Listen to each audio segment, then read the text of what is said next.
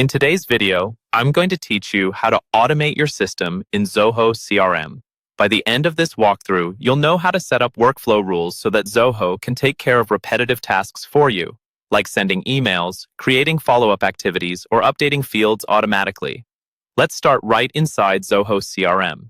First, go to the Setup area. You'll find this by clicking the small gear icon, usually in the top right corner of your screen.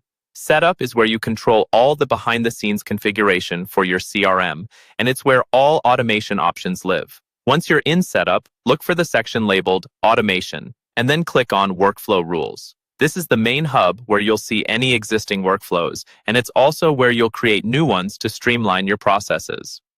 To build a new workflow, click on Create Rule. Zoho will ask you to select a module.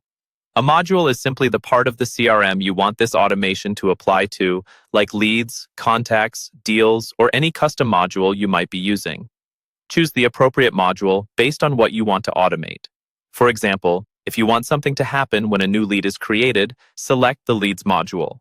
Next, give your rule a clear and descriptive name so you can recognize it later. You might also add a short description for extra clarity, especially if you'll have multiple workflows. When you're done, click Next to move on. Now you'll choose when the workflow should execute. Zoho calls this Execute Based On. Here, you'll pick the trigger, such as when a record is created, edited, or both. Think about the exact moment you want the automation to run. For instance, you might trigger it whenever a deal's stage is updated. Select the trigger that matches your scenario, then click Next. After that, you'll set your conditions. Conditions define which records the rule should apply to. This is where you set criteria like lead source is web, or deal amount is greater than a certain value. Being specific here is important so the workflow only fires when it truly should. Once your conditions are set, click Next again. Finally, you'll choose what actually happens by adding actions. You can decide between instant actions and scheduled actions.